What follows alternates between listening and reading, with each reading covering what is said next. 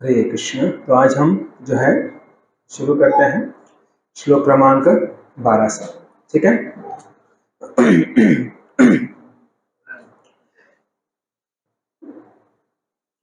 तस्य संजन हर्षन् कुरु वृद्ध पितामह सिंहनादं विनतश्च शंखं दद्मो प्रतापवान्। तब कुरु वंश के वयोवृद्ध परम प्रतापी एवं वृद्ध पितामह ने सिंह गर्जना की सी ध्वनि करने वाले अपने शंख को उच्च स्वर से बजाया, जिससे दुर्योधन को हर्ष हुआ। तो इस श्लोक में जो है, जो वयोवृद्ध है, कुरुवंशी के वयोवृद्ध कौन है?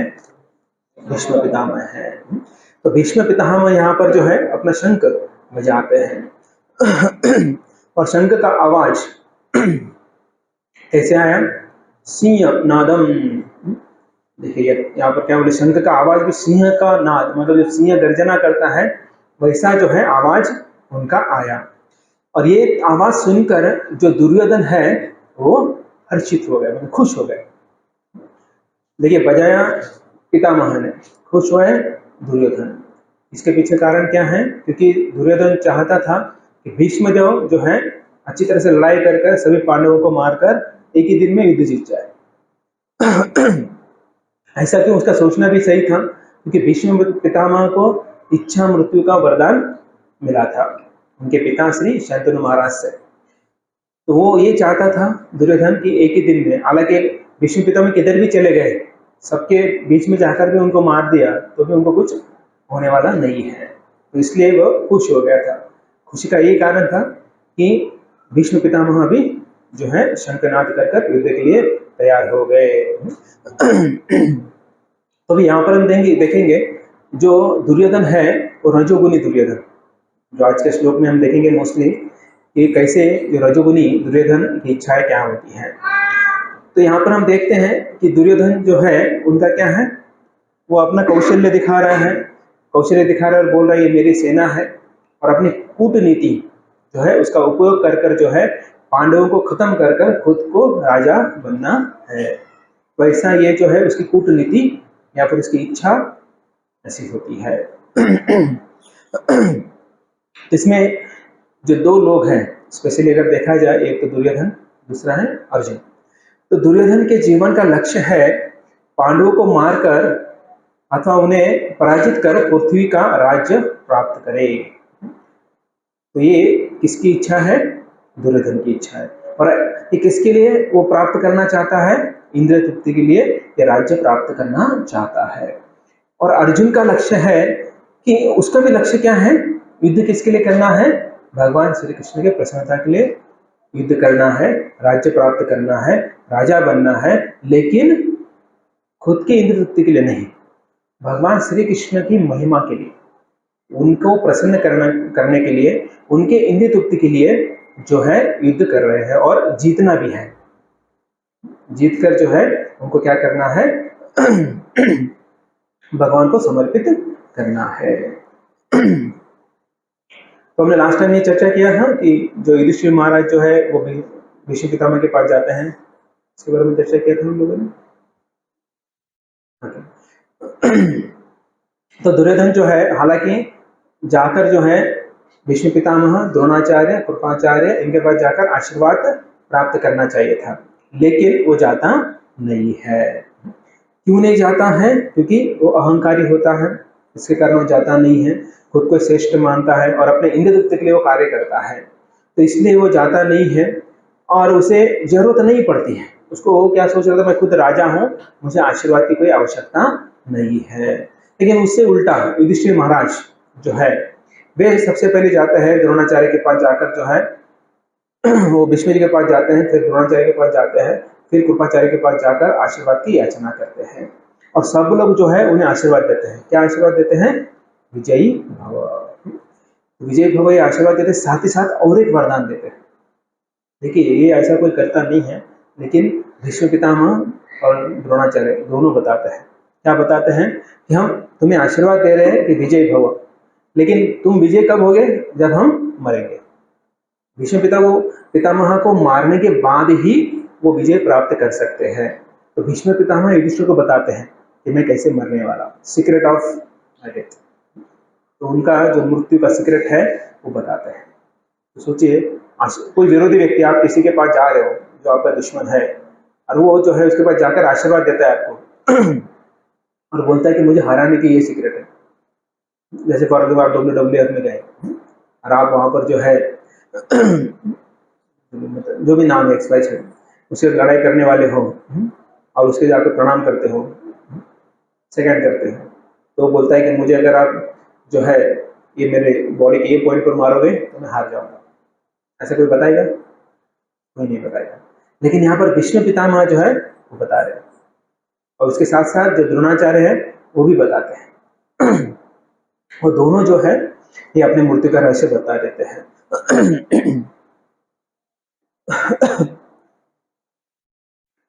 और एक चीज है कि ये सब दुर्योधन जो है आकर बोल रहा था, तो दोनों भी, भीष्म पितामह और द्रोणाचार्य, दोनों भी उनके बातों से खुश नहीं हुए। क्यों खुश होंगे? क्योंकि वो अपने ही खुद का ही देख रहा था, सेल्फिश, जो उसका सेल्फिशनेस है वो देखकर दोनों भी, पितामह और द्रोणाचार्य, दोनों भी खुश नहीं थे। तो 90 अध्याय में भगवत गीता के मोघाशा मोघ कर्मानो मोघ ज्ञाना, तो ये जो है बार बार मोघ आ रहा है, तो ये इसका मतलब जो राक्षसी प्रवृत्ति के लोग हैं, जैसे उनके जैसे मूर्ख वही हो सकते हैं, तो ऐसे मूर्ख लोग जो है वे श्री कृष्ण को साधारण समझकर इंद्रिय तृप्ति के द्वारा अपने जीवन को सुखी करने का प्रयास करते हैं। तो कौन होते हैं ये मूर्ख लोग? आसुरी प्रवृत्ति के जो होते हैं वो श्री कृष्ण को साधारण मानते हैं और अपने इंद्रिय तृप्ति में लगे रहते हैं, और उससे वो अपना जीवन सुखी बनाने का प्रयास करते हैं। तो हालांकि जो है ये आशाएं सब जो कहें सब कुछ व्यर्थ है, वो ज्ञान भी व्यर्थ है, वो कर्म भी व्यर्थ है, और सुख की अपेक्षा करना भी व्यर्थ है। इसलिए भीष्म और द्रोणाचार्य यहाँ पर क्या समझ रहे हैं कि दुर्योधन का समझना कि युद्ध में जीत पाना या जीत लेना, जीत की आशा करना, वो एक मूर्ख का जो है कार्य है। तो इसलिए दोनों ने भी कुछ जो है आंसर नहीं दिया। तो अभी हम देखेंगे जो रजोगुनी कर्ता होते हैं, पैशनेट किंग या लीडर, पैशनेट लीडर जो होते हैं, उनके 6 लक्षण जो है यहाँ पर बतलाए गए हैं। 18वें अध्याय में बताते हैं, लेकिन हम यहाँ पर चर्चा करेंगे थोड़ा सा उसके बारे में। पहला है रागी, दूसरा है कर्म फल की इच्छा रखने वाला, तीसरा है लोभी, चौथा है हिंसा करने वाला, पांचवा है अपवित्र, छठवां है हर्ष तथा शोक में डूबा हुआ। तो ऐसे 6 जो लक्षण होते हैं किसके? जो रजोगुनी कर्ता होता है। अभी हम एक एक लेंगे फिर आगे जाएंगे। रागी मतलब रजोगुनी व्यक्ति के अंदर कुछ वस्तुओं तथा कुछ व्यक्तियों के प्रति तीव्र राग भरा होता है। राग मतलब मराठी वाला राग नहीं, राग मतलब थोड़ा सा सॉफ्ट कॉर्नर होता है उनके प्रति, उसे राग। तो इसको प्रेम नहीं बोलते हैं, इसे प्रेम नहीं बोलते, लेकिन थोड़ा आसक्ति बोल सकते हैं हम। तो ये किसके प्रति? कुछ वस्तुओं के प्रति या किसी व्यक्ति के प्रति थोड़ा राग भरा हुआ रहता है, आसक्ति रहती है। परंतु सामान्य रूप से लोग इस राग को प्रेम समझते हैं। मतलब किसी व्यक्ति के प्रति आसक्ति है तो उसके लिए कुछ कार्य करेंगे, लेकिन कब तक करेंगे? जब तक वो सामने वाला व्यक्ति अपने इंद्रिय तृप्ति करता है तब तक। जैसे गाड़ी होती है, गाड़ी से कब तक प्रेम करेगा व्यक्ति? जब तक गाड़ी अच्छा है। तो गाड़ी खराब होने के बाद गाड़ी को लात मारेंगे, गाली देंगे, तो ठीक है, वो तो निर्जीव वस्तु है। लेकिन क्या होता है, आसक्ति कब तक होती है? जब तक वो हमें इंद्रिय तृप्ति देते हैं, उसके बाद नहीं। तो रजोगुणी व्यक्ति वही होता है जो वस्तुओं में या व्यक्ति में इंद्रिय तृप्ति ढूंढता है, और जो व्यक्ति या वस्तु उसे इंद्रिय तृप्ति देता नहीं है उसे वो क्या करता है? द्वेष करता है।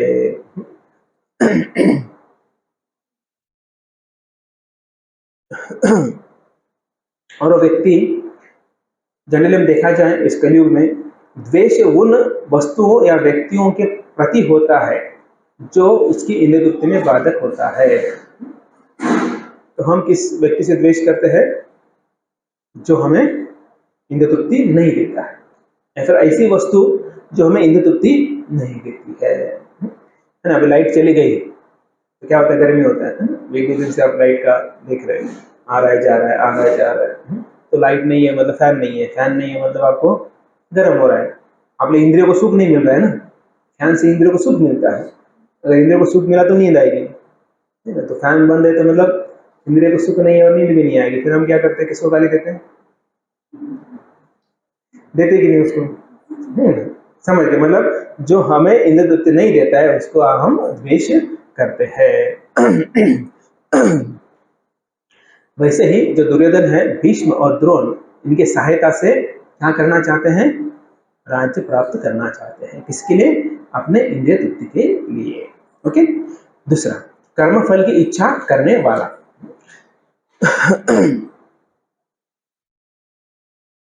तो यहाँ पर जो दुर्योधन है उसकी तीव्र इच्छा थी। क्या इच्छा थी?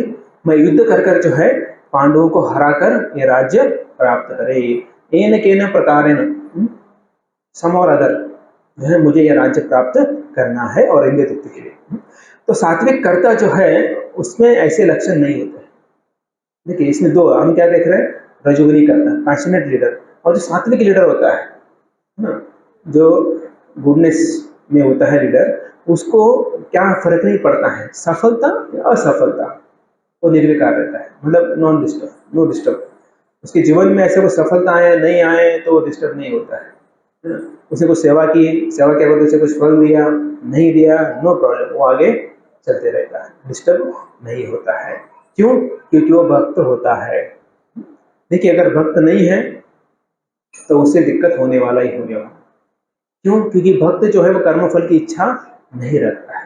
लेकिन जो अभक्त है वो जो भी कर्म करे उसकी फल की अपेक्षा होती है।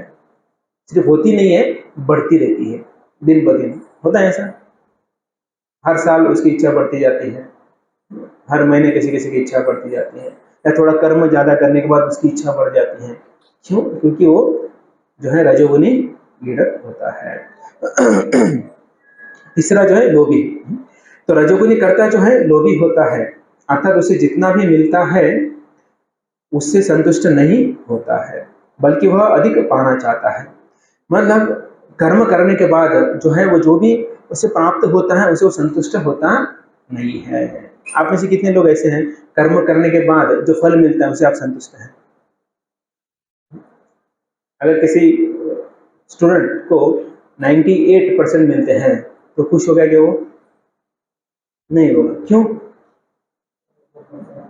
वो चाहते हैं कि और दो मिलते दो, है कि नहीं? या आपको सैलरी मिलता है तो सैलरी मिलने के बाद संतुष्टि होती है, कुछ महीने होती है, पहला पगार, दूसरा पगार, तीसरा पगार, चौथे पगार में ऐसे लगता है एक्सपेंडिचर बढ़ गया है, थोड़ा और बढ़ा तो अच्छा है। तो बिजनेसमैन भी क्या करता है? कर्म करता है ना। कर्म करने के बाद जो सोचता है कि ये महीने में इतना प्रॉफिट हो गया तो अगले महीने क्या बोलते हैं? कम होना चाहिए। ऐसा कोई भी बिजनेसमैन नहीं सोचता, क्योंकि लोभ होता है। मैं कार्य करूंगा, कार्य करने में वो इसके साथ नहीं है, या फिर वो आलसी नहीं बनता है, लेकिन कर्म के फल की अपेक्षा भी ज्यादा रखता है। तो ये यहाँ पर लोभी क्यों बोला गया है दुर्योधन को? क्योंकि जो पांडवों के नसीब में है, जो उनका हिस्से का है, वो भी नहीं देना चाहता है, इसलिए दुर्योधन को यहाँ पर लोभी कहा गया है। चौथा, हिंसा करने वाला। तो रजोगुनी कर्ता अपने इंद्रिय तृप्ति में बाधा पड़ने से किसी भी व्यक्ति को पीड़ा देने के लिए अथवा मारने के लिए हमेशा रेडी होता है। अभी आगे जगह हम चर्चा करने वाले हैं कि कैसे अर्जुन जो है ये राज्य के लिए अपने स्वजन और बांधुओं को नहीं मारना चाहता है, क्योंकि वो जो है सात्विक करता है। लेकिन यहाँ पर हिंसा करने वाला बोला गया है। किसको? दुर्योधन को बोला गया है, क्योंकि वो पैशनेट लीडर है। तो क्यों पैशनेट बोला गया है? क्योंकि वो व्यक्ति जो है वो हिंसा करने के लिए भी रेडी होता है। क्यों? क्योंकि उसको वो हिंसा करने के बाद अपने इंद्रिय तृप्ति जो है करने के लिए वो क्या फ्री हो जाए, या फिर जो है वो स्वजनों को मारने के लिए भी तैयार होता है। जैसे हम बोलते कई कई लोग जो है अपने ही बांधों की हत्या कर देते हैं, क्यों? क्योंकि उसे इंद्र दुप्ति चाहिए होती है। ओके, पांचवा है अपवित्र। रजोगुनी कर्ता हमेशा दूसरों की वस्तु पर, स्पेशली जो पवित्र होते हैं या फिर दूसरे की कोई भी वस्तु हो उसके ऊपर अपवित्र दृष्टि रखते हैं। तो दुर्योधन ने ऐसी कौन सी अपवित्र दृष्टि रखी थी? कहाँ रखी थी? साम्राज्य। ओके, और पांडव और द्रौपदी, करेक्ट। तो द्रौपदी के ऊपर जो है वो अपवित्र दृष्टि डालता था। अभी से नहीं, जब जो संयोग हो रहा था तब से ही ऐसा हो रहा था। तब तो पता चला नहीं उसने कौन लेके गया, लेके जाने के बाद में पता चला कि पांडव ही थे वो लोग। तो ऐसा जो है, क्योंकि उसने हम देखे कि जो दूत क्रीड़ा जो सभा थी उसमें जो द्रौपदी है उसके साथ गैर व्यवहार किया था। छठवा जो है हर्ष तथा शोक में डूबा हुआ। जो रजोगुनी लीडर होता है ना, देखिए आप में से ऐसे कितने लोग हैं जब कोई अपयश आता है तो तुरंत आप जो है सैड सैड फीलिंग करते हैं? ऐसे कितने लोग हैं यहाँ पर? ओके, सभी लोग ऐसे। जब कुछ अच्छा होता है तो एकदम नाचने लगते हैं आप, मतलब नाचने मन ही मन नाचने लगते हैं। ऐसे कितने लोग हैं? कुछ अच्छा होता है, प्रॉफिट होता है, कुछ अच्छे मार्क्स आते हैं ना, अप्रेजल होता है, अच्छा खेलने को मिलता है, तब जो है क्या करते हैं आप? खुश हो जाते हैं। तो यही जो सिम्टम है, यही लक्षण जो है वो रजोगुनी कर्ता के है। जो रजोगुनी लीडर है वो तुरंत कुछ अपयश आ गया शोक में डूब जाएगा, अच्छा कुछ हो गया जो है खुश रहेगा। तो मूड स्विंगिंग बोलते हैं उसे, जैसा होता है ना ग्राफ होता है, स्विंग होता है, या फिर अगर आप शेयर मार्केट और देखेंगे वैसा ग्राफ होता है, ऊपर नीचे होता है, तो सेम जो है उसका मूड जो है स्विंगिंग होता है। या फिर जो झोंका होता है, झोंके के समान जो है मूड उसका स्विंग होते रहता है।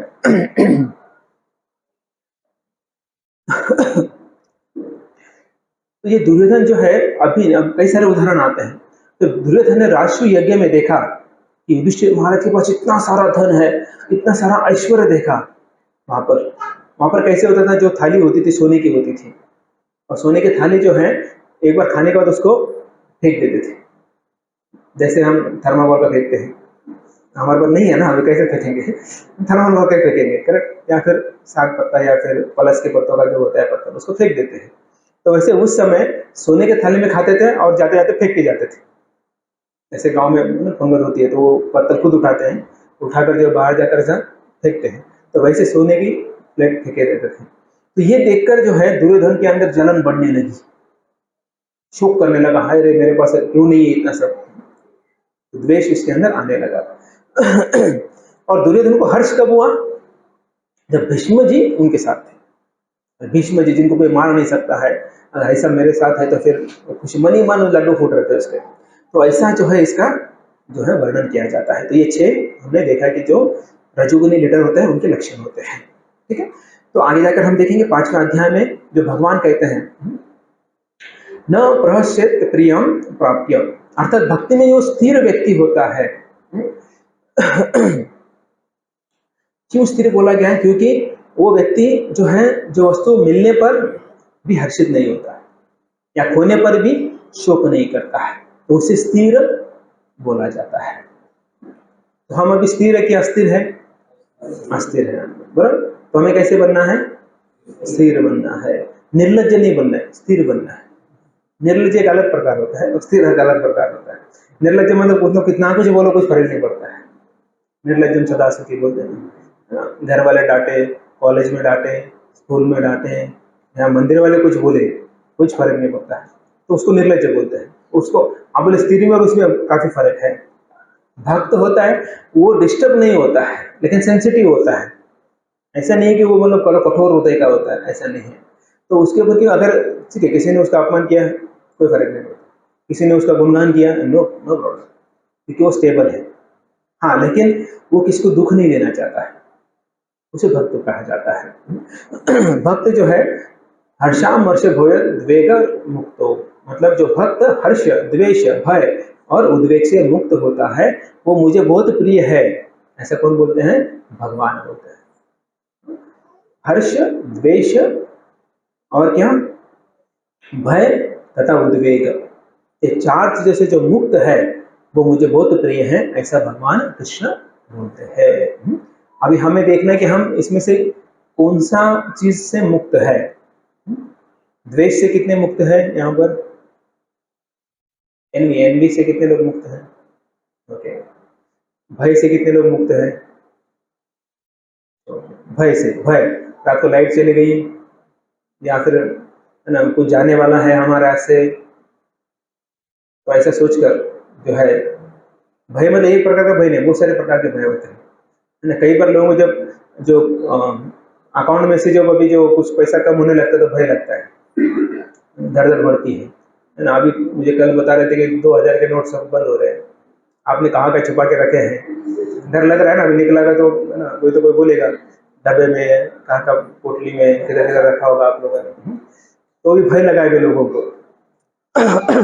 अच्छा वो 2 दिन के बाद नहीं बोला है उन्होंने, 4 महीने के बाद बोला है, इससे ज्यादा भयभीत नहीं लोग। नहीं तो आप यहाँ पे से कोई बैठा नहीं होता, आज वो लाइन लगा रहता है कि नहीं। तो ये जो भय जो है, हर्ष द्वेष भय और उद्वेग है, 4 चीजें। ये न उससे आते न द्वेष्टि, अतः जो भक्त न तो हर्षित होता है न द्वेष करता है, मुझे बहुत प्रिय होता है, ऐसे भगवान जो है बोलते हैं। तो यहाँ पर जो है कुरुवृद्ध पितामह ऐसा कहा गया है। तो देखते हैं यहाँ पर, तो कुरुवृद्ध कौन है? भीष्मदेव है।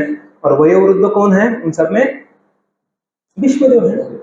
उनसे कोई वृद्ध तो कोई नहीं है। तो शारीरिक अवस्था में वे वृद्ध हैं और बुद्धि में भी वे ज्ञान वृद्ध है। तो हमें कैसा बनना है? ज्ञान वृद्ध बनना है। ठीक है, वयोवृद्ध बने ना बने, लेकिन हमें तो क्या बनना है? ज्ञान वृद्ध बनना है। शारीरिक अवस्था में वृद्ध होने के कारण पितामह जो है वो वयोवृद्ध थे, और साथ ही साथ भीष्म जी जो है श्री कृष्ण की महिमा के ज्ञान में गंभीर रूप से निपुण थे, इसलिए उन्हें ज्ञान वृद्ध कहा जाता है। तो हमें ज्ञान वृद्ध बनना है, हमें हम जो सीख रहे हैं उसमें निपुण होने का प्रयास करना है। नहीं हुए तो चलेगा, लेकिन प्रयास तो कर सकते हैं। तो सिंपल बात है। ऐसा भक्ति में ऐसे नहीं कि बहुत सारा फिलोसॉफी हमें जानने की आवश्यकता है। कुछ बेसिक चीजें हमको पता चल गई, we are not body we are soul, हम शरीर नहीं है, हम क्या हैं? आत्मा है। और हमारे जीवन का लक्ष्य है भक्तों की और भगवान की सेवा करना है। तीसरा है कि हमें कभी भी वैष्णव अपराध नहीं करना है, और इतना भी हम करते हैं। और जो भक्ति के जो लक्षण है, जो भक्ति के अलग अलग अंग है, वो अंग का हम पालन करने का प्रयास करें। इतना भी अगर पता चल गया बहुत हो गया, हमें बाकी कुछ करने की आवश्यकता भी नहीं है। तो भक्ति के अंग है, कितने अंग है भक्ति के? 5, 6, 16, 64 अंग है उसके। कितने हैं? 64 अंग है। आप बोलेंगे अरे इतने सारे हैं, हमको लगा 5-6 होंगे, वो तो कर लेंगे हम लोग। तो 64 अंग है, वो बताएंगे आपको हम बाद में करेंगे।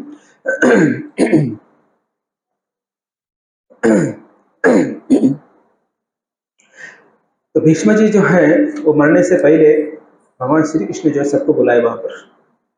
वो तो बाणों की शैया पर थे, तो आपको अगर कोई सुई लग जाती तो कितना दर्द होता है, लेकिन यहाँ पर बाणों की शैया पर थे।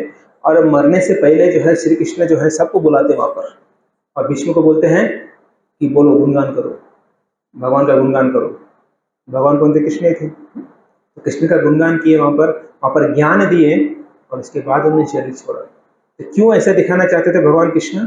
क्योंकि वो दिखाना चाहते थे कि भक्त जो है कैसे डिस्टर्ब नहीं होता है, उसके जीवन में जब कुछ दुख आता है तभी वो डिस्टर्ब नहीं होता है। हमारा सिचुएशन ऐसा नहीं है अभी फिलहाल तो, लेकिन हमें कैसे रहना है? अनडिस्टर्ब रहना है। हमारे ऊपर कोई परिणाम नहीं होना चाहिए। किसी ने डांटा तो रोते बैठते हैं, किसी ने अच्छा कहा तो हम सब कुछ भूल जाते हैं, खुश हो जाते हैं। तो ऐसा नहीं होना चाहिए। ठीक है।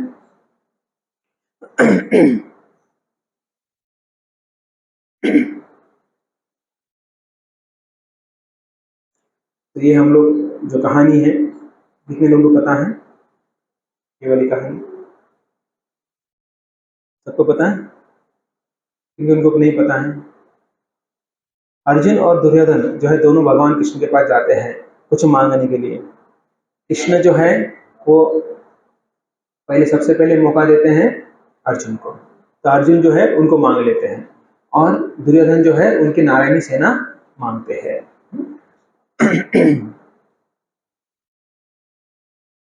तो ये जो है ये कहानी है जिसे हम देख सकते हैं।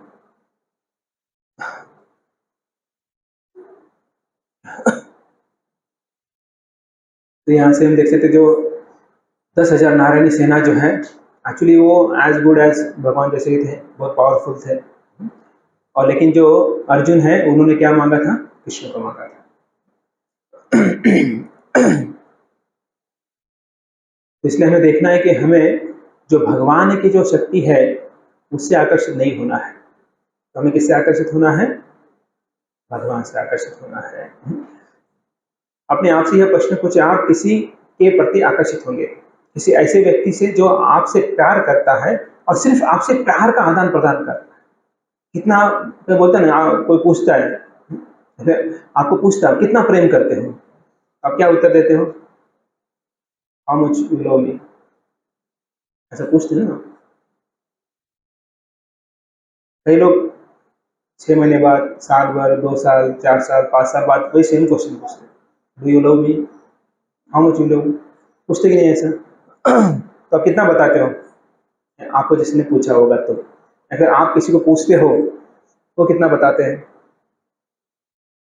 मुझे लगता है आप लोग कोई प्रेम नहीं करते। ठीक है, छोड़ो, आगे बढ़ते हैं। जो आपकी चापलूसी करने और आपसे कुछ पैसे लेने के लिए आता है क्योंकि आप अमीर हैं, एक आपकी ओर आकर्षित होता है, दूसरा आपकी जेब से। तो आप किससे अपने पास बुलाएंगे? एक आपकी जेब की तरफ जो आकर्षित होता है और एक आपकी तरफ होता है। हाँ, करेक्ट। इसी तरह हनुमान जैसे भक्त सर्वोच्च भगवान राम और उनकी सेवा के प्रति आकर्षित होते हैं। दूसरी ओर रावण जैसे राक्षस भगवान की ऊर्जा माता सीता की ओर आकर्षित होते हैं। इस प्रकार ऐसे राक्षस परमेश्वर के बिना परमेश्वर का राज्य चाहते हैं, इसलिए वे अपने विनाश को आमंत्रित करते हैं। ओके, तो ये हमने देखा था कि भक्तों से में सखा चाहिए, तो भगवान बोलते कि मुझे कौन प्रिय है, मेरे भक्त और मेरे सखा, ये मेरे बहुत प्रिय है। ओके, तो ये जो अलग अलग संकेत है कृष्ण के व्यक्तिगत उपस्थिति की पुष्टि करती है। साथ साथ जो है भगवान जो है व्यक्तिगत सारथी बने हैं, जयस्तु पांडु पुत्राणाम। इसके साथ ऋषिकेश के रूप में भगवान जो है कृष्ण एक सिद्ध भक्ति इंद्रियों की सीधे नियंत्रण करते हैं। दो जो है भाग्य की देवी, जब भी और जहाँ भी भगवान मौजूद हैं वहाँ पर भाग्य की देवी होती है। भाग्य की देवी भी है और उनके पति के बिना कभी नहीं रहती है, इसलिए सभी भाग्य की गारंटी है। तो भाग्य की देवी कौन है? लक्ष्मी जी, है ना। लक्ष्मी अपने पति को छोड़ दी जाती है कभी नहीं है। इसका मतलब कृष्ण कहाँ है? पांडव के साथ हैं। तो पांडव के साथ अगर कृष्ण है तो लक्ष्मी कहाँ है? पांडव के साथ है। तो उन्हें कोई हरा नहीं सकते क्योंकि भाग्य उनके पास है। तीसरा स्थान जो कुरुक्षेत्र एक पवित्र स्थान है, तो पवित्र स्थान पर अपवित्र कैसे होगा? नहीं होगा। अर्जुन के झंडे के ऊपर जो हनुमान जी थे, हनुमान जी ने भगवान राम को जिताने के लिए बहुत मदद की थी। उसके बाद जो है विष्णु का प्रतीक शंख, विष्णु का प्रतीक है। अभी हम देखेंगे शंख बजाने का, हाँ शंख बजाने का भी हम देखेंगे। पारलौकिक शंख, कृष्ण और अर्जुन के शंख को दिव्य पारलौकिक के रूप में वर्णित किया गया है। भीष्म का शंख दुर्योधन को शांत करने के लिए, भीष्म के बहुत अच्छा शंख था लेकिन उसको शांत करने के लिए। तो अर्जुन को दिया गया अग्निदेव का रथ सभी दिशाओं को जीतने में सक्षम था। दिलों का टूटना, पांडवों के शंख ने कौरवों के दिलों को चकनाचूर कर दिया। तो ये सब जो लक्षण है हम देखने वाले हैं।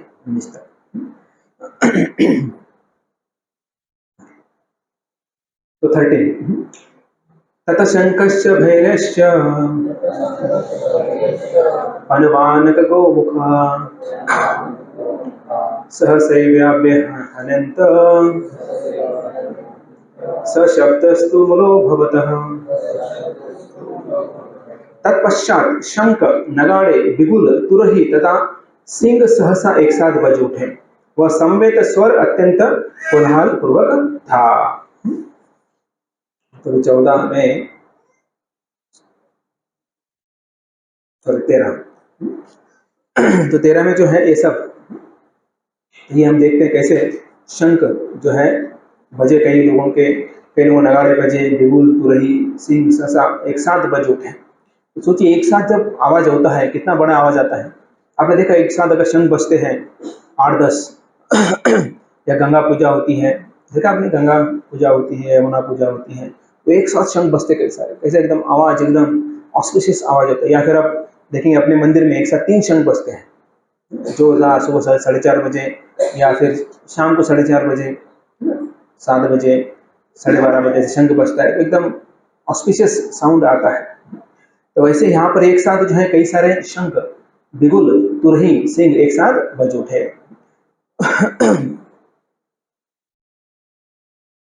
तो भीष्म जो देव जो है अपने शंख से जो है निम्नलिखित कुछ बोलना चाहते हैं।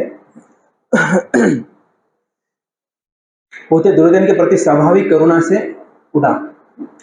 दुर्योधन के भयभीत हृदय को प्रसन्न करने के लिए सिंह के रूप में अपनी स्थिति के अनुरूप यह सुनिश्चित करने के लिए कि लड़ने के अपने कर्तव्य में कोई कसर नहीं छोड़ेंगे। परोक्ष रूप से शंख के प्रतीकवाद से उन्होंने अपने उदास पोते को सूचित किया कि उनके पास जीत का कोई मौका नहीं है, क्योंकि सर्वोच्च भगवान कृष्ण दूसरी तरफ है। तो ये उन्होंने जो है कुछ चीजें जो है बताने का प्रयास किया अपने शंख के द्वारा। अब यहाँ बोले शंख थोड़ी ना बोलता है, शंख नहीं बोलता है, लेकिन समझने वाले को इशारा ही काफी होता है। तो यहाँ पर भीष्म देव अपने शंख से इशारा कर रहे हैं कि डरो मत, जो तुम्हारे हार्ट बीट्स बढ़ गए हैं वो जो है उसको शांत करने के लिए। उसके साथ साथ जो है वो बता रहे कि मैं सिंह के रूप में मेरी अपनी उपस्थिति जो है यहाँ पर दिखा रहा हूँ। और लास्ट में बोल रहे कि तुम्हारी जीत होने वाली नहीं है। आगे आगे सर की, आगे आगे सर की।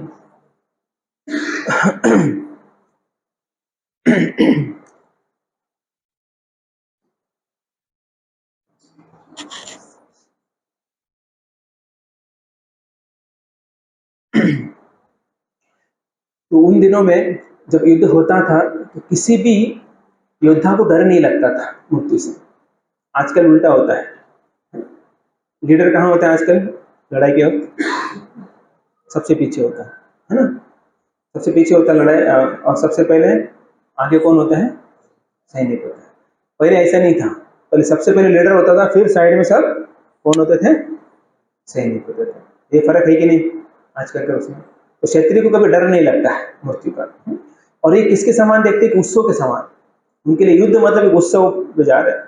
जैसे ना उत्सव होता है, दिवाली होता है तो सुबह जल्दी उठते हैं, नए कपड़े पहनते हैं, तिलक करते हैं, है ना?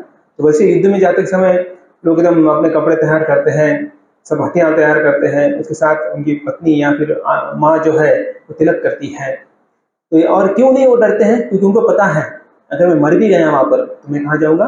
स्वर्ग चला जाऊंगा। आजकल वैसा पता ही नहीं। एक बार तो पहली बार तो शास्त्र का पता ही नहीं, ज्ञान ही नहीं लोगों को।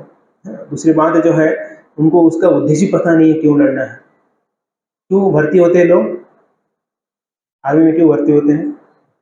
अच्छा लगे, ओके। और फैसिलिटीज, अग्निपथ कुछ तो आया आगे। एक लड़का आया है हैदराबाद से, तो बोला अरे तुम इधर बुल्हा में जा, आर्मी जा रहा था, लेकिन 4 साल कौन काम करेगा? 4 साल के बाद क्या मिलेगा? मतलब सोच रहे दिमाग में सैलरी ही है। बोला मैं CDS की तैयारी करता हूँ, तो मैं फिर ज़्यादा दिन तक काम करूँगा, अच्छा पेमेंट मिलेगा। तो ये जो है आर्मी में जाने का लोगों का कंसेप्ट जो है ये है। देश सेवा नहीं है, खुद की सेवा करने के लिए वहां पर जाते हैं। सभी नहीं, कुछ कुछ होते हैं जो जाते हैं। हर कोई भीष्म का शंख फूकने का इंतजार कर रहा था और सभी ने तुरंत सभी वाद्य यंत्र के साथ ध्वनि का पालन किया। यह उस संस्कृति का चित्रण है जिसमें पुराने समय में खेल भावना से युद्ध लड़ा गया था। ये भावना कौन सी है? ऐसे किसी को मारने की या फिर द्वेष की भावना नहीं थी। आए हैं यहाँ पर खेलने के लिए आए, चीटिंग नहीं करते थे। हाँ, इसमें बहुत सारी चीटिंग हुआ, लेकिन ऐसा कोई इच्छा नहीं थी लोगों की चीटिंग करे, पीछे से वार करे। हमने देखा ना, सब नियमों का हमने पढ़ के दिखाया फर्स्ट श्लोक में। तो ये क्यों ऐसा? क्योंकि वो एक उत्साह के रूप में आते हैं। जैसे आप देखते कुश्ती खेलते हैं ना लोग, रेसलिंग मैचेस होते हैं, तो वहां पर जो है वो उत्सव के सामान देखते हैं, है ना। पहले हैंडशेक करते हैं, आलिंगन करते हैं, जीतने शुरू होने से पहले भी, हारने के बाद भी आलिंगन करते हैं, करेक्ट। क्यों? क्योंकि ये जस्ट खेल है। हर कोई अपने जीवन से अधिक महत्वपूर्ण सम्मान माना जाता था। आजकल उल्टा है, सम्मान गया खड्डे में, पहले अपना जीवन बचाओ, ऐसा लोगों का होता है। तो युद्ध के क्षेत्र में अपने कौशल का प्रदर्शन इंतजार कर रहे थे, तो राह देख रहे थे कब शंख बजेगा और जब कब मैं अपना युद्ध कौशल दिखाऊंगा। वह अनुष्ठान है जो घटना के मूड को प्रोत्साहित कर रहे हैं, और हर कोई अपने अनुष्ठान प्रदर्शन कर रहे थे, युद्ध के लिए सभी भी प्रोत्साहित थे। जीवन के हर चलने में अनुष्ठान होते हैं, सिर्फ भक्ति प्रथा में नहीं होते हैं। जो अगर भक्ति नहीं करता है, तो जो व्यक्ति कर्मकांडी है या फिर भक्ति से कई कोसों दूर है, तो उसे अनुष्ठान करना होते हैं।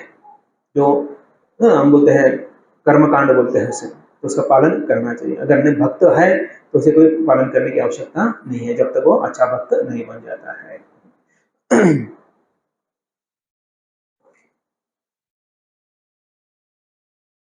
तो अभी हम देखेंगे जो प्रेमी मित्र हैं अर्जुन और श्री कृष्ण, इन्होंने क्या किया। तथा श्वेतेर हृदयुक्ते महती सनंदे स्थितो माधव पांडवश्चैव दिव्यौ शंको ब्रह्मतु। दूसरी ओर से श्वेत घोड़ों द्वारा खींचे जाने वाले विशाल रथ पर आसीन कृष्ण तथा अर्जुन ने अपने अपने दिव्य शंख बजाए। तो अभी यहाँ पर जो है कृष्ण और कौन, पांडव या अर्जुन, पांडवश्चैव मतलब अर्जुन, उन्होंने अपने दिव्य शंख बजाए। धृतराष्ट्र ने 2 क्वेश्चन पूछे थे, याद है आपको? फर्स्ट श्लोका में 2 क्वेश्चन पूछे थे। कौन कौन से पूछे थे? हाँ, मेरे और पांडु के पुत्र क्या कर रहे हैं, और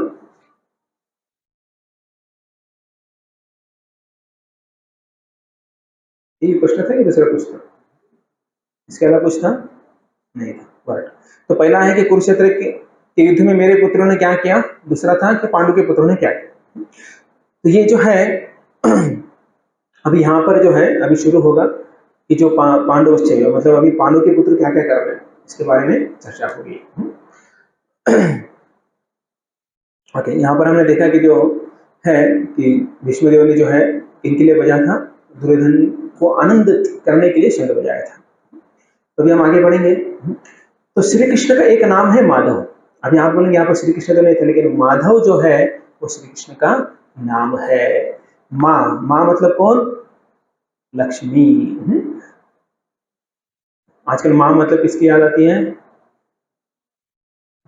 महालक्ष्मी, दुर्गा माँ। माँ मतलब लक्ष्मी, ओके। और धव, धव मतलब पति। लक्ष्मी के पति कौन है? कृष्ण है।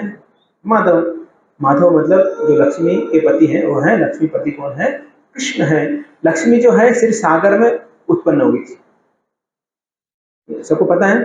तो समुद्र मंथन हो रहा था तो लक्ष्मी वहां से प्रकट हुई थी, कुछ लोगों को पता है, ठीक है। फास्ट में हम बता देते हैं। जब लक्ष्मी माता वहां पर आ गई, हाथ में जो है वरमाला थी, और उनको देखते ही लक्ष्मी माता इतनी सुंदर थी, कितनी सुंदर थी, कितनी सुंदर थी लक्ष्मी माता। Miss universe, miss world, miss India, miss Pune, कितना थी, कितनी सुंदर थी।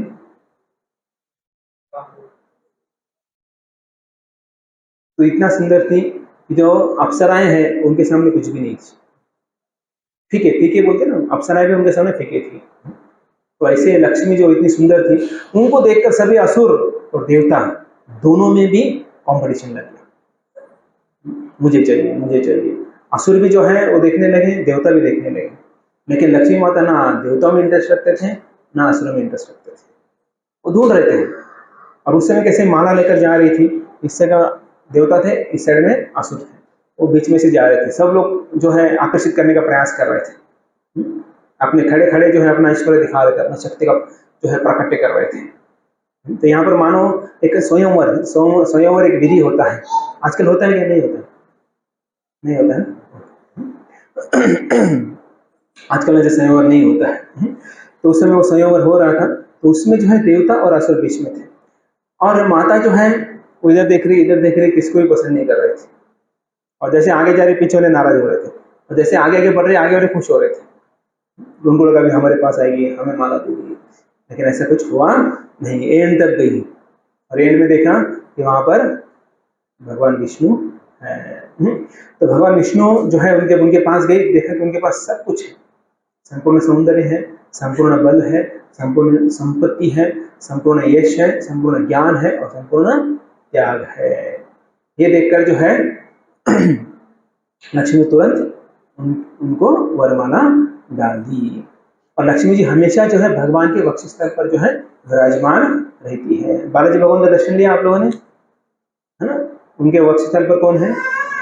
लक्ष्मी है। हाँ, तो कभी बोलेंगे लक्ष्मी माता कहाँ रहती है, तो भगवान के वक्षस्थल पर रहती है, और उनकी सेवा क्या होती है? चरणों की सेवा करते रहती है। जब शिरोरक्षा विष्णु होते हैं तो वहां पर लक्ष्मी जी कहाँ बैठी रहती है? छाती पर नहीं बैठती है, चरणों के पास बैठती है। तो यहाँ पर जो है उनका लक्ष्मी नारायण का विवाह हुआ, और जो है वहां पर हर्ष हो गए। तो असुरगण जो है, असुरगण जो होते हैं भगवान के प्रति ईर्ष्यालु होते हैं, और इसके कारण जो है लक्ष्मी जी की कृपा दृष्टि उनके ऊपर नहीं हुई। इसलिए हम देखते हैं कि कैसे वो लोग कैसे हैं, निर्लज्ज है, आलसी है, निर्बल है। तो इसलिए हमें जो है लक्ष्मी नारायण की पूजा तथा सेवा करनी चाहिए। सिर्फ लक्ष्मी जी की पूजा नहीं करना चाहिए। लक्ष्मी पूजन होता है तो किसकी पूजा करते हैं सब लोग? लक्ष्मी जी की बड़ा बड़ा मूर्ति लेके आते हैं, फोटो लेके आते हैं, लक्ष्मी जी को जो है जय देव जय देव जय लक्ष्मी माता बोलते हैं, और घर में जितना धन है उनके सामने रखते हैं। अभी लक्ष्मी देने वाली जो है लक्ष्मी माता है, तो उनको इतना थोड़ा सा हमारा है ना धन लाख करोड़ जो भी है सामने रखकर कुछ होने वाला है क्या? लक्ष्मी बोले क्या रखा है? लेकिन लक्ष्मी कब खुश होती है? जब उनके बाजू में उनके पति रहेंगे। एक पतिव्रता नारी का एक लक्षण होता है, वो कब खुश होती है? वो बाजू में कितना बड़ा हैंडसम हीरो क्यों ना है, वो देखती भी नहीं सकती, तुच्छवत समझती है। क्यों? क्योंकि उसका वो पति नहीं है। क्योंकि कोई भी पतिव्रता नारी होती है, उसे उनके जीवन में सबसे इंपॉर्टेंट होते हैं पति, सबसे श्रेष्ठ होते हैं पति, उनके अलावा कोई होते नहीं। इसलिए लक्ष्मी माता जो है वे हमेशा जो है नारायण की ही होती है, विष्णु जी की ही होती है, किसी और की नहीं होती, और उसके बारे में सोचती भी नहीं है। तो श्रील प्रभुपाद इसके बारे में बताते हैं कि कैसे रावण जो है वे सीता और राम को अलग करना चाहता था। तो असुर लोग ऐसे होते हैं। तो सेवा हमें भगवान की करना चाहिए, हमें मिलाना चाहिए। तो देखिए रावण ने अलग करने का प्रयास किया, क्या हो गया? उसका सर्वनाश हो गया। और हनुमान जी क्या करने लगे? सीता माता को राम से जुड़ाने के लिए। तो उनका आज भी हम देखते हैं उनकी शक्ति, उनका यश, उनका ज्ञान आदि समस्त सद्गुणों का वृद्धि हो रहा है। देखिए हनुमान जी के मंदिर गांव में होता ही नहीं होता है, हर एक गांव में होता है। ऐसे कोई गांव नहीं है जहाँ पर हनुमान जी का मंदिर नहीं होता। यश बड़ा है कि नहीं? है ना? लोग जो है उनका ज्ञान जो है, हनुमान चालीसा पढ़ते हैं लोग, ठीक है, उससे उनका यश, उनका शक्ति भी देखते हैं। उनका शक्ति कैसे पता चलता है? हनुमान जी का शक्ति है, भूत पिशाच भगाए, उनका नाम लेते ही भूत पिशाच भाग जाते हैं। इसका मतलब शक्ति है कि नहीं? उनका नाम में ही शक्ति है। अब हम आगे बढ़ते हैं। श्री कृष्ण तथा अर्जुन दोनों ने एक साथ शंख बजाए। अभी दोनों को कौन कौन से शंख हम देखेंगे। और अर्जुन जो है और श्री कृष्ण जो है दोनों एकदम क्लोज फ्रेंड्स, क्या बोलते हैं वो, जिगरी दोस्त बोलते हैं, लंगोटिया यार बोलते हैं। हालांकि लंगोटिया यार नहीं थे क्योंकि ये हस्तिनापुर में थे और वो जो है द्वारका में थे, लेकिन जिगरी बोल सकते हैं हम लोग, क्लोज बेस्ट फ्रेंड बोल सकते हैं। तो भक्ति की नवविधा भक्ति होती है ना? उसमें से हम देखते हैं कि 5 रसों में भक्ति होती है। तो उस 5 रसों के भक्ति में जो है साक्य रस में जो है वो अर्जुन यहाँ पर भगवान की सेवा कर रहा है। और भगवान भी ऋषि प्रकट कर रहे हैं।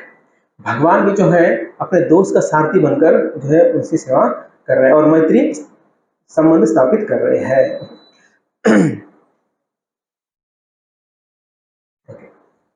यहाँ पर जो है साउथ इंडिया में एक श्रीरंगम करके जगह थी, वहां पर जो है एक ब्राह्मण, ज़्यादा डिटेल नहीं होगा तो फटाफट बता दूं। तो वहां पर एक ब्राह्मण था, वो ब्राह्मण जो है वो उल्टी गीता पढ़कर हाथ में पकड़कर रो रहा था। और सभी आजू बाजू जो स्मार्ट ब्राह्मण थे, जो खुद को स्कॉलर समझते थे, वो सब उसको हंसते थे। और जब भगवान चैतन्य महाप्रभु वहां पर गए, देखा कि अरे ये ब्राह्मण उस ब्राह्मण को हंस रहे, और वो ब्राह्मण जो है ध्यान नहीं दे रहा उनकी तरफ, भगवत उल्टी पकड़ी है और आंखों से आंसू आ रहे हैं। अब ये तो समझ गए भगवान की इसको तो पढ़ना नहीं आता है, पढ़ना आता तो भगवगीता सीधे पकड़ता है ना, उल्टा क्यों पकड़ता है? तो भगवान जाकर पूछेंगे आप क्यों रो रहे हो, उसको कोई तकलीफ दे रहा है आपको? नहीं। फिर आप फिर गीता उल्टी क्यों पकड़े हो? बोले मुझे पढ़ना नहीं आता है। पढ़ना नहीं आता फिर क्यों पढ़ रहे हो? कि मेरे गुरु ने बोला है। मेरे गुरु ने क्या बोला? भगवगीता पढ़ो। मुझे तो पढ़ना नहीं आता लेकिन मैं प्रयास कर रहा हूँ। फिर रो क्यों रहे हो?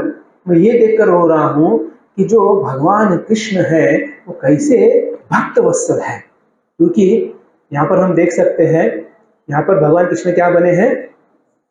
ड्राइवर बने हैं, चैरिटर बने हैं। तो ये देखकर मुझे रोना आ रहा है कि कैसे भगवान भक्त वत्सल है, अपने भक्त के लिए ड्राइवर भी बने हैं। तो ये एक तो दोस्ती के कारण कई कई बोलता है, दोस्त बोलते चलो मैं गाड़ी ड्राइविंग करता हूँ आप बैठो। लेकिन अगर कोई मालिक ड्राइविंग करता है क्या किसी नौकर के लिए? ऐसे कभी देखा नहीं है। लेकिन यहाँ पर स्वामी जो है अपने भक्त के लिए क्या कर रहे हैं? रथ चला रहे हैं। तो ये हम इसे देख सकते हैं। तो आगे हम देखेंगे जो दिव्य रथ है, दिव्य रथ जो है ये अर्जुन को प्राप्त हुआ था खांडव वन के दाह के समय, जहां पर अग्नि देवता जो है ब्राह्मण के रूप में आकर जो है उनको जो है दोनों को एक साथ याचना करने लगे कि मुझे इंडाइजेशन हो गया है। अग्नि को, किसको इंडाइजेशन हुआ? अग्नि को इंडाइजेशन हो गया है। जनरल डाइजेशन किसके कारण होता है? अग्नि के कारण होता है। यहाँ पर उल्टा हो गया, अग्नि को ही इंडाइजेशन हो गया। तो वहां पर जो है उनके जो है जड़ी बूटी जो है उनको दी गई, उसके बाद उनका जो है ठीक हो गया पेट। तब जो है अग्निदेव ने देखा कि इनकी घनिष्ठता, तो मित्रता देखकर जो चकित हो गया और उनको फिर जो है दिव्य रथ जो है वो वहां पर गिफ्ट में दे दिया। और उस दिव्य रथ के ऊपर एक ध्वजा थी, और उस ध्वजा पर जो है वानर, अगर आप देखा जाए वहां पर अगर, तो वहां पर वानर का चित्र है। तो वानर कौन थे? हनुमान जी थे। तो हनुमान जी का हम आगे जाकर चर्चा करेंगे जब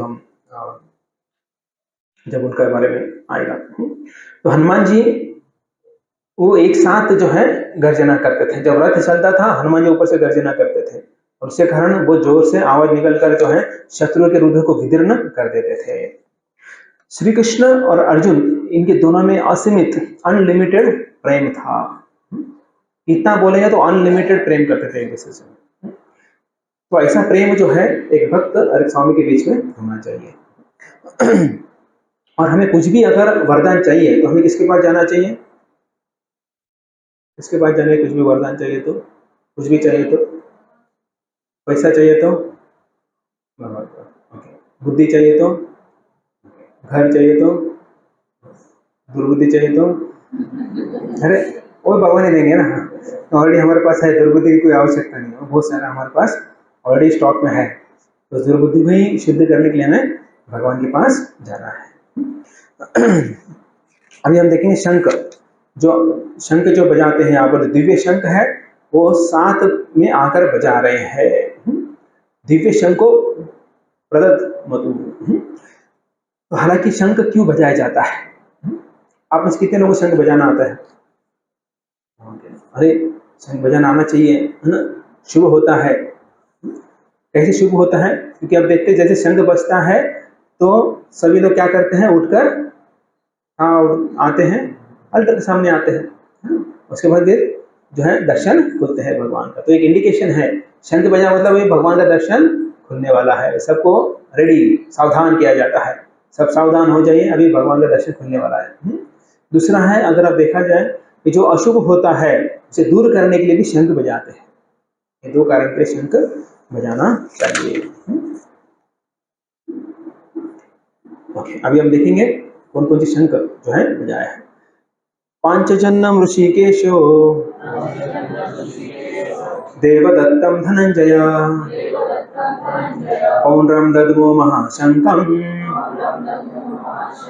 भीम कर्मावृकोदरः। भगवान कृष्ण ने अपना पांचजन्य शंख बजाया, अर्जुन ने देवदत्त शंख तथा अति भोजी, क्या बोले, अति भोजी एवं अति मानवीय कार्य करने वाले भीम ने पौंड्र नामक भयंकर शंख बजाया। तो यहाँ पर जो है बताया गया है कि कैसे कौन कौन से शंख बजाए गए हैं। श्री कृष्ण के शंख का नाम क्या है? पांचजन्य है। और इनका देवदत्त का मतलब अर्जुन का, हाँ, धनंजय का देवदत्त है। उसके बाद जो है भीम का कौन सा है? पौंड्र, पौंड्र है। तो पांचजन्य कृष्ण का है और पांचजन्य के शरीर से पांचजन्य शंकर ने उत्पन्न हुआ है। एक्चुअली ये पांचजन्य नाम के असुर था, उनको श्राप मिला था कि असुर बन जाए। तो जो संदीपनी मुनि है उन्होंने गुरु दक्षिणा में जो है उन्होंने क्या मांगा था? एक पुत्र को मांगा था। तो उनका पुत्र जो है और चला गया था। तो उसके लिए जो है वो समुद्र में जाकर भगवान कृष्ण जो है वहां पर जो है पांचजन्य नामक असुर उसको मारकर जो है वो शंख जो है लेके आते हैं। पुत्र को भी लेके आते हैं और शंख भी लेके आते हैं, क्योंकि भगवान यहाँ पर अवतरित क्यों हुए हैं इस भूतल पर? विनाशाय च दुष्कृताः।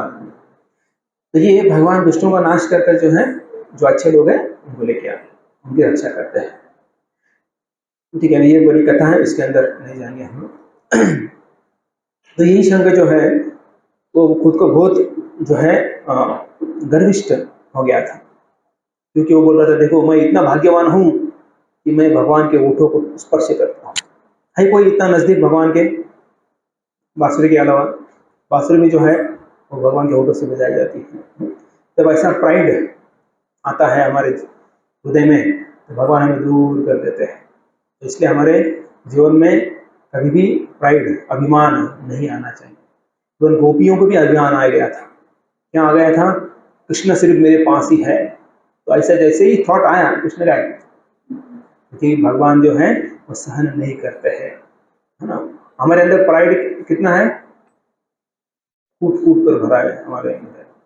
मैं ये हूँ, मैं फलाना हूँ, पिस्ताना हूँ, कई सारे बोलते हैं सो कॉल, कुछ नहीं है लेकिन फिर भी है बोलते हैं हम लोग।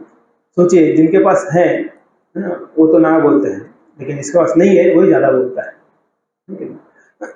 तो इसलिए हमें किसी प्रकार का अभिमान या फॉल्स प्राइड नहीं रखना है, क्योंकि जो भी है हमारे पास इस भौतिक जगत में वो कब तक रहेगा?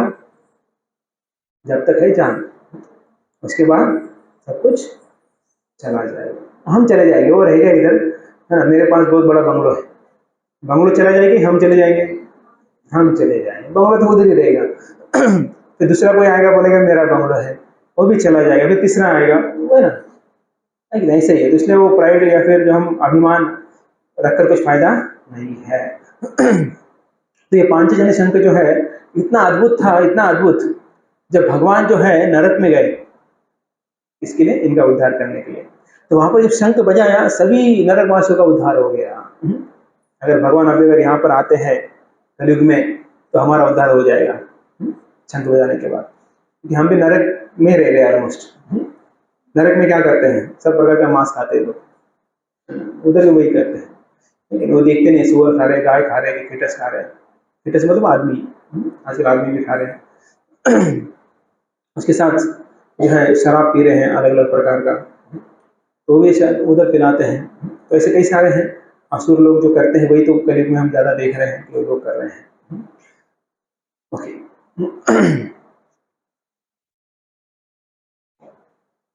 ओके, हमने देखा कैसे शंख को अभिमान आया था, उसने उसको श्राप मिला कि असुर बन जाओ, लेकिन बोले कि चिंता मत करो, भगवान कृष्ण तुम्हारा उद्धार करेंगे और वापस लेके आएंगे।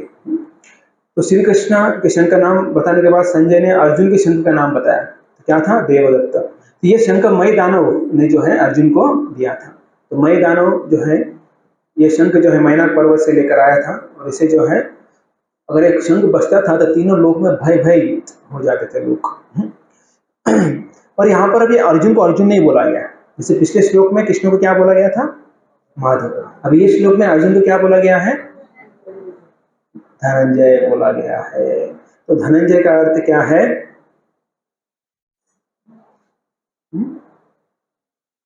धनंजय का अर्थ क्या है? जो धन के ऊपर विजय प्राप्त करता है। तो धन की आवश्यकता जो है कब हुई थी? जब जो है यज्ञ संपन्न करने के लिए, अश्वमेध यज्ञ संपन्न करने के लिए, राष्ट्रीय यज्ञ संपन्न करने के लिए जो है युधिष्ठिर महाराज को धन की आवश्यकता होती। अभी धन की आवश्यकता, धन इकट्ठा करना पड़ेगा। तब जो है अर्जुन अलग अलग दिशाओं में जाकर राजाओं को हरा कर जो है उनसे धन लेकर आता था। तो अर्जुन अकेला जाता था। तो ऐसा करते करते करते उत्तर दिशा में जो है हरिवर्ष तक चले गए। हरिवर्ष मतलब जो है वहां पर जो सिर्फ जो है मनुष्य नहीं जा सकते थे वापस। तो वहां पर जो मनुष्य शरीर से नहीं जाते, तो अर्जुन इतना शक्तिशाली था, इस मनुष्य शरीर से वो हरिवर्ष तक चला गया और वहां से जाकर जो है उसने जो है कई सारा धन लेके आया था। तो इससे पता चलता है कि कैसे अर्जुन शक्तिशाली था और वो अलग अलग जगह पर जो है धन लेके आया। तो एक बार जो है वो एक जगह पर गए थे, तो वहां पर राजा को ये बोले इतना धन तो काफी नहीं और चाहिए। तो राजा बोला देखिए यहाँ पे थोड़ा दूर जाने के बाद एक पहाड़ है सोने का, तो आप वहां से वो सोना लेके जा सकते हो, ऐसा बोले।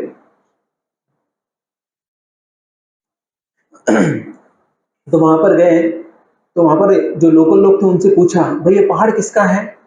उन्होंने बोला कि यहाँ पर जो है कई सारे ऋषि मुनि आते थे, कई सारे आते थे यहाँ पर, बहुत राजा जो है उनको बहुत खिलाता था।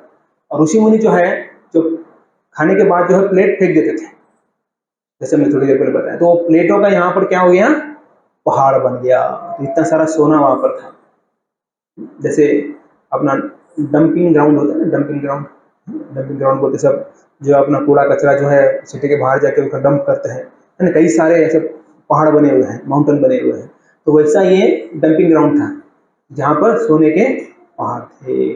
तो वहां से फिर अर्जुन ने सैनिकों को बोला उठाओ सब, ले चलो। तो लेकर आए थे। वैसे अगर हम देखा जाए, जो भक्त होता है उसके जीवन में धन ही धन होता है। कैसे होता है देखा जाए तो देखा जाए तो हम प्रभुपाद के जीवन में देखते हैं। तो प्रभुपाद जो है जब अमेरिका गए तो कितने पैसे लेके गए? कितने रुपए लेके गए? 40 रुपए लेके गए। और कितने मंदिर बांधे? 108 मंदिर बांधे। और एक एक मंदिर जो है लाखों लाखों करोड़ों डॉलर का मंदिर था। कितने रुपए से बांधा? 40 रुपए। और 40 रुपए वापस लेके आए। पता है जब प्रभुपाद इंडिया में आए 40 रुपए लेके आए वापस। और दिल्ली में जब उन्होंने ये पकड़ा, रिक्शा रिक्शा पकड़ा, तो उसको देने के लिए उसमें से पैसे निकाले थे। ये जब सुना एक व्यक्ति ने, बिजनेसमैन था, मारवाड़ी था, तो प्रभुपाद को मिलने आया। प्रभुपाद को बोला व्हाट इज योर, बोले कि आपका ये क्या है, सीक्रेट क्या है, इतना बिजनेस का सीक्रेट क्या है? प्रभुपाद बोले देखो ऐसे भी लोग आते हैं, हम भक्ति के बारे में पता नहीं जा रहे, अरे हमारे बिजनेस का सीक्रेट पूछ रहे हैं। तो प्रभुपाद बोले आइए बैठिए, जब कीजिए, अब भगवान की भक्ति करेंगे तो सीक्रेट ऑटोमेटिकली पता चल जाएगा कि भक्ति एक सीक्रेट है। चलो प्रभुपाद ने भारत छोड़ गए और कुछ भी नहीं था, कहाँ जाना है, 40 रुपये में क्या आता है? तब 7 रुपये का $1 था। अभी 81 कितना है? 80, मतलब 40 रुपये आधा डॉलर में नहीं आएगा अभी। सोचिए, तो 7 जब $6 या $5.5 तब उनके पास था, उतना लेके गए और 108 मंदिर बांधे। तो इसलिए जब हम भगवान कृष्ण की भक्ति करते हैं तो कृष्ण कभी कमी नहीं करते। हमेशा याद रखिए, जब हम निस्वार्थता से भगवान की भक्ति करते हैं, भगवान की सेवा में कमी नहीं करते हैं ना, तो भगवान भी हमें कुछ कमी नहीं करते हैं। लेकिन हम अगर जितना कंजूस, देखिए नुकसान हमेशा कंजूस का ही होता है। हमेशा याद रखिए, जो कंजूस है उसका नुकसान ज्यादा होता है, उसका बहुत सारे प्रॉब्लम्स आते हैं। लेकिन जब दिल खोल के रहता है उस पर कमी नहीं होती, क्योंकि भगवान को पता है मेरी सेवा कर रहा है तो इनको मैं कैसे क्या काम कर सकता हूँ। भगवान इसे और देता है, और देते हैं, और देते हैं। क्यों? क्योंकि भगवान की पत्नी कौन है? लक्ष्मी जी है। और अभी सोचिए, कोई व्यक्ति पति का सेवा कर रहा है, पति को संतुष्ट कर रहा है, तो पत्नी ऑटोमेटिकली संतुष्ट हो जाती है। और पत्नी संतुष्ट हो गई तो फिर वो है ना क्या करेगी? कृपा करेगी, आशीर्वाद देगी। तो वैसे लक्ष्मी माता आशीर्वाद देती है। ओके, हम भीम के बारे में चर्चा करेंगे अंत में। तो भीम को यहाँ पर, भीम का शंख कौन सा है? पौंड्रम। उसे क्या बतलाया गया है कि दिव्य महाशंख बताया गया है। दिव्य शंख किसके हैं? अर्जुन के और कृष्ण के, और इसके महाशंख शंख है। शंख के बारे में बात कर रहा है तो महाशंख है, शंख से बड़ा। तो यहाँ पर दो शब्दों का प्रयोग किया गया है, भीम कर्मा और उर्कोदर। तो भीम भयानक कर्म करने वाला, भीम कर्म मतलब भयानक कर्म करने वाला। कर्म तीन प्रकार के होते हैं, मन के द्वारा कर्म, वाणी के द्वारा कर्म, शरीर के द्वारा कर्म। कितने कर्म हो गए? तीन कर्म हो गए। भीमसेन जो है वो मौका ही ढूंढता था भयानक कर्म करने का, इसके साथ, कौरव के साथ।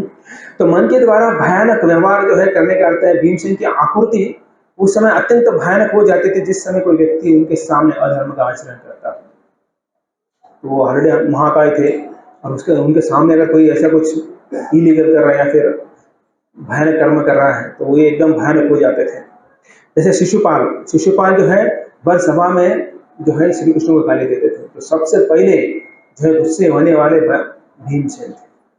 भीमसेन तो उठ ही गए थे, लेकिन कृष्ण बोले बैठ जाओ बैठ जाओ, कि कृष्ण को मारना था उनको, तो कृष्ण ने उनको नीचे बैठने के लिए बोला। दूसरा है वाणी के द्वारा भयानक कर्म करने वाला। तो भीमसेन युद्ध में अत्यंत भयानक आवाज उत्पन्न करते थे। तो जब देखिए युद्ध में तो प्रेम से तो युद्ध नहीं होता है, घर में प्रेम से झगड़ा होता है क्या? हरी बोल, ऐसा तो नहीं होता है ना, गुस्सा होकर है ना मारामारी होता। तो सोचिए कि युद्ध में कैसे जो है भयंकर होते थे। तो वहां पर वो गर्जना करते थे, भीम गर्जना होती थी। ऐसा कहा जाता है कि जब भीम गर्जना करते थे तो जो शत्रु के सैनिक थे उनको हार्ट अटैक आ जाता था और उधर ही ढेर हो जाते थे। और गुस्से से सिर्फ आवाज ही नहीं करते थे, वो अपना पैर जो है जमीन पर मारते थे। तो इतना शक्तिशाली उनका पैर था कि जमीन चीर जाती थी और जो आजू बाजू वाले सैनिक थे उसके अंदर गिर जाते थे। तो इतना पावरफुल थे। सोचिए, अभी आप बोले जी बोल रहे हैं, ऐसा नहीं है, ऐसा नहीं है, क्योंकि ऐसे शक्ति उनको 10,000 हाथियों का बल था उनके हाथ। तो एक हाथी को हिला सकते क्या आप? नहीं। तो 10,000 हाथी को क्या होगा? जब हाथी चलता है तो कैसे जमीन हिलता है, तो 10,000 हाथी सोचो ना कैसे होगा। सिंपल है, इमेजिन करो एक हाथी वर्सेस 10,000 हाथी, ऐसा करो, देखो सिंपल बात है। आप साइकिल चला, कुछ होता है जमीन को, है ना? कुछ नहीं होता है। ट्रक जिसमें 10 टन भरा हुआ है, इसके साथ ट्रेन, पूरा जमीन हिलता ही नहीं ट्रेन जब जाता है। तो वैसे ही तो वो ट्रेन से कई ज्यादा गुना जो है उनका शक्ति था। शरीर के द्वारा भयानक व्यवहार करने वाले। तो जो कीचक था एक विराट राजा के उधर, तो वो जो द्रौपदी को थोड़ा तकलीफ दे रहा था, है ना, बहुत गलत व्यक्ति था। आजकल वो उससे चल रहा है बाहर, उसका प्रयास कर रहा था। तो फिर जो है द्रौपदी माता ने जो है बता दिया भीम को कि ऐसा ऐसा जो व्यक्ति मुझे तकलीफ दे रहा है, प्रयास कर रहा है। ठीक है, भीम जो है वो तो आप सबको पता है कहानी, जो रात को बुलाओ उसे किचन में, बुलाओ किचन में, उसका कीचक का फुटबॉल कर देते हैं। तो आया, उसे बहुत पिटाई किया, वो भी नीलामी ले जाएंगे। पिटाई कर क्या किया पता है? उसका पूरा उसको बॉल बना दिया। इमेजिन कर सकते व्यक्ति को बॉल बनाना, उसके हाथ पैर शरीर के अंदर घुसा दिया और उसको बॉल बनाया और उसको फेंक दिया। पता ही नहीं चला कीचक कहाँ है, कहाँ से क्या हो गया उसका, इतना शक्ति था। तो इसलिए बहुत महत्वपूर्ण है। और साथ ही साथ जो दुशासन है उसे क्या तोड़े, हाथ उखाड़ दिया। हाथ किसी ने थोड़ा ट्विस्ट किया तो दुखता है, मतलब उखाड़ दिया पूरा। सोचिए, तो ऐसे जो भीम थे। और इतना ही नहीं, तो छाती जो है चीर दिया। कुछ लेके गए थे हथियार चीरने के लिए, हाथों से चीर दिया और चीर के खून भी पी लिया। सोचिए, तो ऐसे ये सामान्य व्यक्ति नहीं थे। ओके, उर्कोदर मतलब जिसके पेट में अग्नि भयंकर होती है ना। कभी कभी आप बोलते बहुत भूख लगी है ना, अग्नि भड़क रही है पेट के अंदर, तो इनका तो हमेशा रहता था, कोई शांत होता ही नहीं था। तो भीमसेन जो अधिक से अधिक ज्यादा भोजन खाते थे। एक बार जब वो रक्षागृह के बाद जो है वनवास में चले गए थे, वनवास में या फिर वो जंगल में घूम रहे थे, तो वहां पर घूमते समय जो है वो भिक्षा मांगते थे। और भिक्षा मांगने के बाद जो भी आता था तो वहां पर कुंती महारानी क्या बोली, उनको दे देते थे कुंती महारानी को, बोलते माँ आप डिसाइड करो क्या करना है। तो क्या करते थे कुंती महारानी, जो जितना भी आता था उसका 2 पार्ट करते थे। आधा पार्ट जो है वो भीम को देती थी, और आधा पार्ट में जो है बाकी कितने लोग लेते थे, कितने लोग लेते थे बाकी 6 लोग।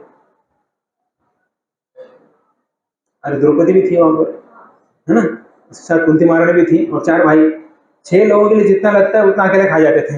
फिर भी देखता था कुछ है क्या किसी के प्लेट में, है ना, कई बार हम अपना कुछ स्वीट होता था, स्वीट खा जाते आजू बाजू देखते हैं, तो वैसा भीम जो है वो देखता था इधर ऐसा। तो ऐसा जो है भयंकर जो है खाने वाला भी था।